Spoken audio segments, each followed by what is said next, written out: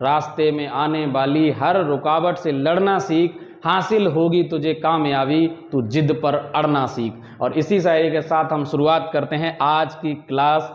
और आप सभी का स्वागत है आइडियल क्लासेस के यूट्यूब चैनल पर। और आज की क्लास में हम डिस्कस करेंगे संविधान की अनुसूचियां। और अनुसूचियों से प्रश्न जो है आपके सभी एग्जाम में पूछा जाता है, चाहे वो कोई भी प्रतियोगी परीक्षा हो, चाहे एसएससी हो, चाहे रेलवे हो, चाहे आपका स्टेट पुलिस का एग्ज़ाम हो, चाहे यूपी ट्रिपल एससी हो।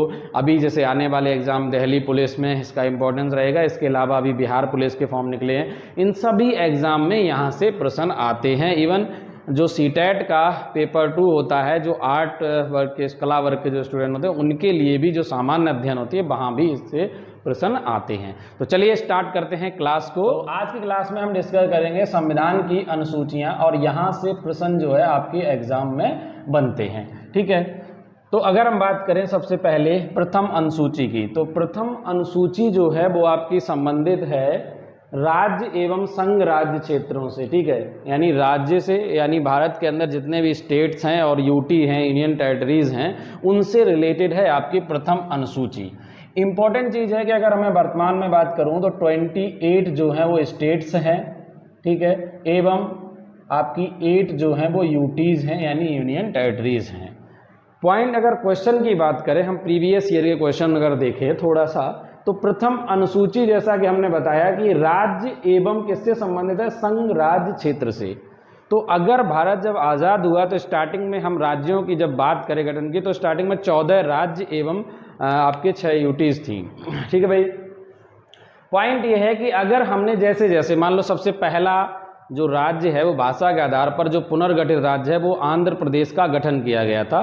तो जब आंध्र प्रदेश का गठन हुआ होगा तो किस अनुसूची में परिवर्तन किया गया हो, ये प्रश्न पूछा जा सकता है। या आंध्र प्रदेश से तेलंगाना जो अंतिम राज्य बना भारत का, तो जब भी किसी नए राज्य का गठन होता है या कोई नया संघ शासित राज्य बनता है या किसी 2 या 2 से अधिक राज्यों के कुछ भाग से मिलाकर नए राज्य का गठन किया जाता है, तो परिवर्तन कहाँ पर किया जाता है, प्रथम अनुसूची के अंदर परिवर्तन होता है, याद रखना। ठीक है, और ये इंपॉर्टेंट पॉइंट है। जैसे अगर हम कहें 69वें संविधान संशोधन के द्वारा जो दिल्ली है उसको राष्ट्रीय राजधानी क्षेत्र का दर्जा दिया गया, तो या अभी हाल ही में दादर नगर हवेली और दमन दीव दोनों को मिलाकर एक कर दिया गया।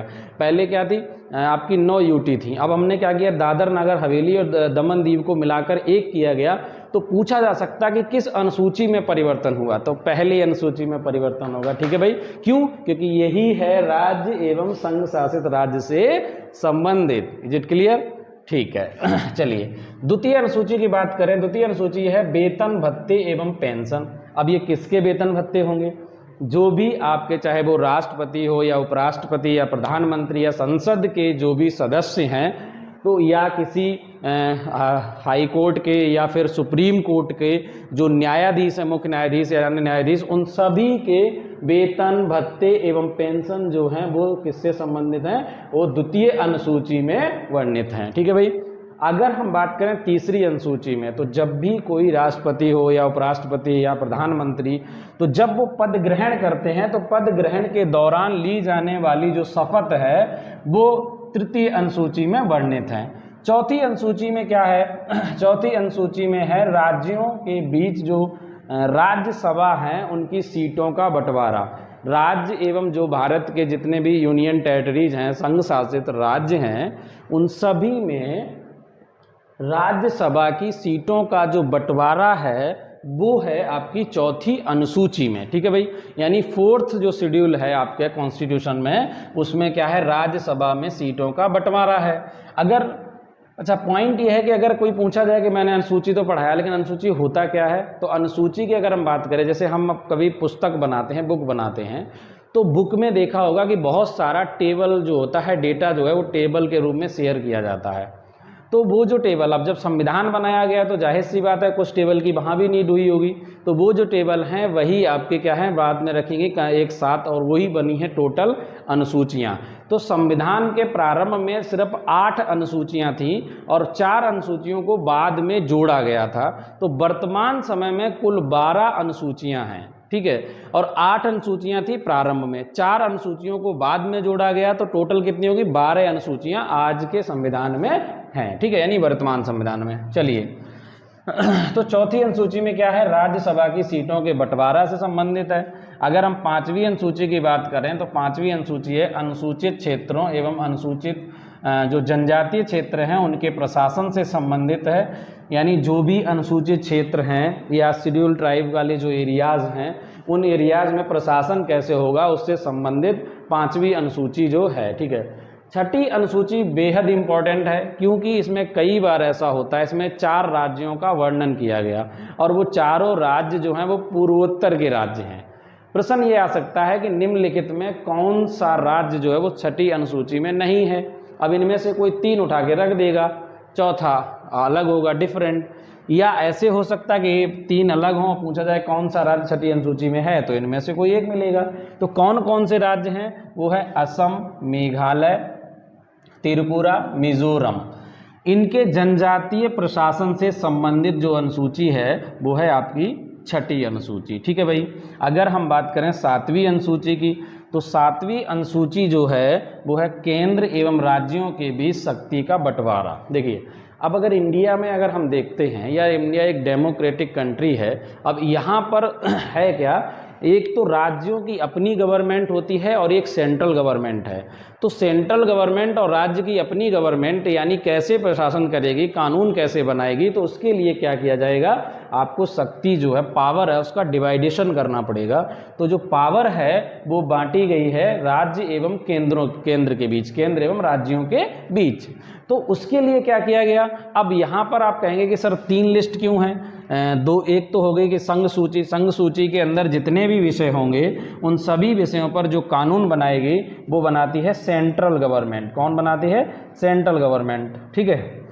और अगर हम बात करें संघ सूची में तो संघ सूची के अंदर वर्तमान समय में अगर हम विषयों की बात करते हैं तो टोटल 100 विषय हैं। इससे पूर्व जो पहले इसमें विषय जो थे वो 97 थे, ठीक है, 97 थे, अभी इसमें 100 विषय हैं। जैसे कुछ एग्जाम्पल के द्वारा बताऊं मैं, रेलवे हो गया, रक्षा हो गया, विदेश मंत्रालय हो गया, एटसेट्रा, ETC। ये सारे के सारे मामले जो हैं वो किसके पास हैं? संघ के पास हैं, यानी इन पर कानून कौन बनाएगा? सेंट्रल गवर्नमेंट बनाती है, ठीक है। रक्षा संबंधी मामले, रेलवे या विदेश मंत्रालय, सारा का सारा किसके पास होता है? ये है आपका संघ सूची के अंदर। इसमें कुल विषयों की संख्या है 100। पहले पूर्व में इसमें 97 थे, अभी 100 हो गए, कुछ बढ़ा दिए गए 3 विषय। चलिए अब हम चलते हैं राज्य सूची। राज्य सूची के अंदर जो भी विषय होते हैं इस पर जो कानून बनाने की पावर होती है वो होती है राज्य को, ठीक है। इस पे कानून बनाने की पावर किसको होती है? राज्य को होती है, यानी कि स्टेट गवर्नमेंट को होती है। इसके अंदर विषय में बात करें जैसे कृषि, भूमि, सिंचाई, पुलिस, एटसेट्रा, ETC और भी सारे मुद्दे। तो यहाँ जितने भी विषय हैं इसके अंदर जो विषय होते हैं उन पर कानून कौन बनाती है? उस पे बनाती है स्टेट गवर्नमेंट।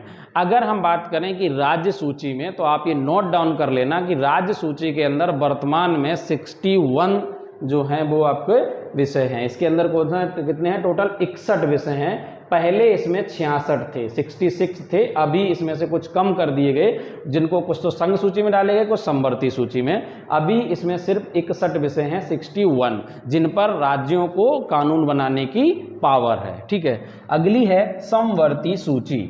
समवर्ती सूची के अंदर क्या होता है? जो समवर्ती सूची होती है तो समवर्ती सूची के अंदर जो कानून बनाने की पावर होती है, जो एक्ट बनाने की पावर होती है, वो सेंट्रल एंड स्टेट गवर्नमेंट दोनों को ही दी जाती है कि उन पे कानून कोई स्टेट गवर्नमेंट भी बना सकती है और सेंट्रल गवर्नमेंट भी बना सकती है। इन केस अगर सेंट्रल गवर्नमेंट और स्टेट गवर्नमेंट के बीच अगर कोई मतभेद होता है, मतभेद हो जाता है, तो ऐसे टाइम पे जो पावर होगी वो सुप्रीम कौन माना जाएगा? सेंट्रल गवर्नमेंट मानी जाएगी। अगर दोनों के बीच किसी तरह का मतभेद है समवर्ती सूची के विषय को लेकर तो उस पर कानून सेंट्रल गवर्नमेंट का माना जाएगा। और वर्तमान समय में इसमें कुल 52 विषय हैं, 52 हैं। पहले इसमें 47 थे, ठीक है, 47 थे, अभी इसमें 52 विषय हैं। ये भी इंपॉर्टेंट है, पूछा जाता है। ठीक है, विजुअल नहीं है तो ऑडिबल तो है ही, आप सुन लीजिए कि 52 विषय हैं इसके अंदर, 52 और पहले 47 थे। ठीक है भाई, चलो अब हम बात करेंगे 8वीं अनुसूची की। 8वीं अनुसूची जो है इसमें 22 भाषाएं जो हैं वो दी गई हैं, और वो 22 भाषाओं में अगर हम बात करें तो प्रारंभ में यानी स्टार्टिंग में कुल इसमें 14 भाषाएं थी। ठीक है, वही 14 जो राज्य से या नियम के कह सकते हैं, लेकिन अभी इसमें 22 भाषाएं हैं। इसमें सबसे पहली बार 1967 में 1961 में 21वां संविधान संशोधन हुआ जिसमें सिंधी भाषा को जोड़ा गया। ठीक है, 21वें संविधान संशोधन 21st सिटीजनशिप अमेंडमेंट में इसमें सिंधी भाषा को जोड़ा गया। कब? 1961 में। तो 14 थी, एक जुड़ी, कितनी होगी? 15। उसके बाद 1992 में यानी 71वें संविधान संशोधन के द्वारा 3 भाषाओं को जोड़ा गया, जिनको अगर चाहो तो ट्रिक से भी याद कर सकते हो। वो ट्रिक है नमक। नमक, ना मतलब नेपाली, मा मतलब मणिपुरी, का मतलब कोंकणी। ठीक है, नेपाली, मणिपुरी और कोंकणी। कोंकणी के बारे में प्रश्न आया था प्रीवियस ईयर में, पूछा जाता है कहाँ की भाषा? मणिपुर तो मणिपुरी, कोंकणी जो है वो गोवा की भाषा है। ठीक है, आधिकारिक भाषा है। तो ये जो नमक है यानी 3 भाषाएं जोड़ेंगी 1992 में। कब? 71वें संविधान संशोधन के द्वारा। ठीक है भाई, चलो अब टोटल कितनी हो गई? 14 थी, 4 जुड़ चुकी हैं, पहले 1 फिर 3 और 14 4 18, और टोटल भाषाएं हैं 22। तो 4 भाषाएं जोड़ेंगी 2003 में। ठीक है, 2003 में 2003 में जो 4 भाषाएं जोड़ेंगी वो कौन कौन सी थी? वो थी बोडो, डोगरी, संथाली एवं मैथिली।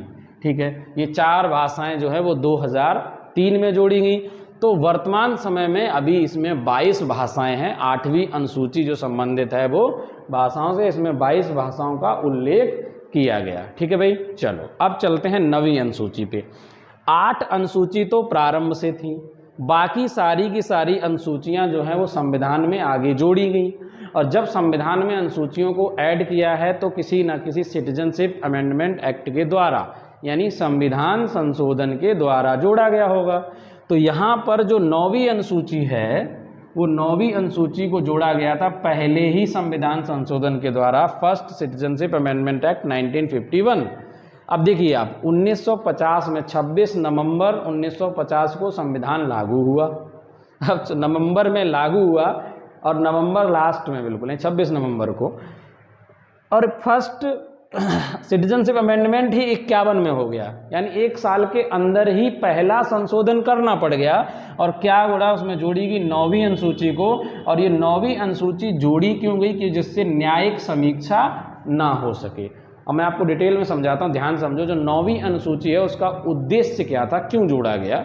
उसे इसलिए जोड़ा गया क्योंकि 9वीं अनुसूची के अंदर अगर कोई भी सरकार कानून बनाकर 9वीं अनुसूची में डालती है तो सुप्रीम कोर्ट उसकी जांच नहीं कर सकती, यानी उसकी जुडिशियल रिव्यू नहीं होता था, न्यायिक जांच नहीं होता था। अब वर्तमान में अगर हम बात करें, अभी तक इसमें टोटल 284 जो हैं वो अधिनियम इसके अंदर डाले गए, एक्ट डाले गए, और जिन पर कोई जुडिशियल रिव्यू नहीं हुई थी। ठीक है, परंतु जब केशवानंद भारती मामला आया तो उन्होंने कहा, उससे पहले शंकरी प्रसाद, गोलकनाथ, बहुत सारे केस आए, उन सभी केस में सुप्रीम कोर्ट ने ये माना कि जो 9वीं अनुसूची है उसके मतलब जुडिशियल रिव्यू नहीं हो सकती। लेकिन केशवानंद भारती बनाम केरल राज्य जब मामला आया तो 9वीं अनुसूची में जांच की जा सकी, और जांच हुई कि ताकि फंडामेंटल राइट को अगर न्यून करती हो या निगेटिव कोई भी अगर संशोधन होता है जो basic structure of the constitution. अब क्या होता है basic structure of the constitution? तो इसको डिफाइन करेगा हर समय, यानी कभी समय समय पर सुप्रीम कोर्ट। ये पावर किसको है? सुप्रीम कोर्ट के पास ये पावर है कि basic structure of the constitution क्या होगा, ये सुप्रीम कोर्ट ही डिफाइन करेगा।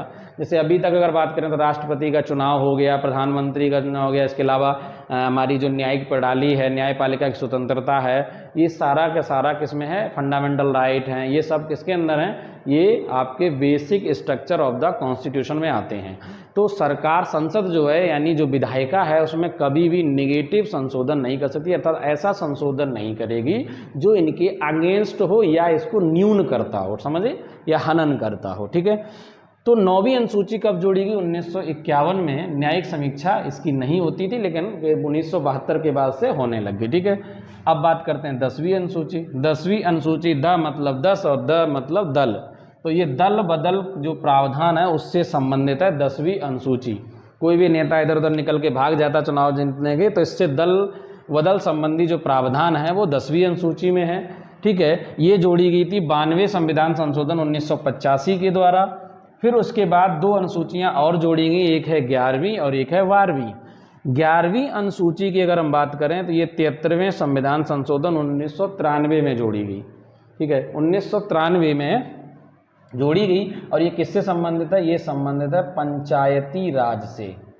ठीक है, ये पंचायती राज से संबंधित है, या हम कह सकते हैं ग्रामीण प्रशासन से या ग्रामीण स्वशासन से।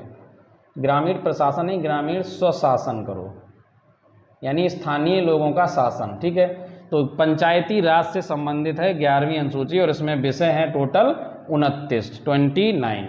ठीक है, तो 11वीं अनुसूची कब जोड़ी गई? इंपॉर्टेंट है, 73वें संविधान संशोधन के द्वारा। 1993 में 2 संशोधन हुए, एक तो हुआ इंपॉर्टेंट जो है वो 73वां और एक है 74वां। 74वें संशोधन के द्वारा जोड़ी गई 12वीं अनुसूची, और ये जो 12वीं अनुसूची है वो शहरी स्वशासन से संबंधित है। शहरी स्वशासन, या कह सकते हैं हम किससे संबंधित है?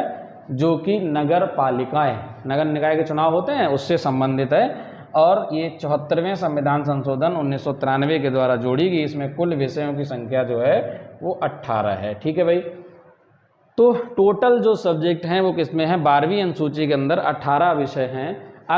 अगर मैं कहूँ कि पंचायतों से संबंधित अगर जो विषय हैं उनको कम किया जाए या बढ़ाया जाए तो इसमें किस अनुसूची में परिवर्तन होगा?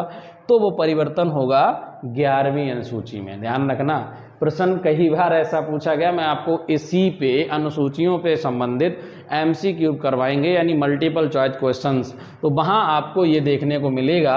अभी देखो, अभी ऐसे तो लगभग सबको याद रहता है, लेकिन कई बार कन्फ्यूज़न होता है कि चौथी, पाँचवीं, छठी में क्या है। जैसे यहाँ पर असम, मेघालय, त्रिपुरा या मिजोरम राज्य हैं, अभी आपको याद है, लेकिन अगर यही राज्य एक साथ जोड़ के दे दे, पूछे कि निम्नलिखित में कौन सा राज्य छठी अनुसूची में नहीं है, तो थोड़ा सा कॉम्प्लिकेटेड हो जाता है। तो इसीलिए इन सब के नोट्स बना के बहुत ध्यान से चीज़ों को पढ़ते हुए चलेंगे। ठीक है, तो अगर कभी भी मैं अगर ये क्वेश्चन करता हूँ कि निम्नलिखित में किस अनुसूची के अंदर परिवर्तन होगा यदि किसी भी विषय को किसमें शामिल किया जाए? राज्य सूची से शामिल किया जाए, किसमें? केंद्र सूची में। तो अगर मैं आपसे पूछता हूँ कि कौन सी अनुसूची में परिवर्तन होगा, तो जाहिर सी बात है वो किसमें होगा? 7वीं अनुसूची में परिवर्तन होगा, क्योंकि 7वीं अनुसूची में केंद्र एवं राज्यों के बीच शक्ति का बंटवारा है।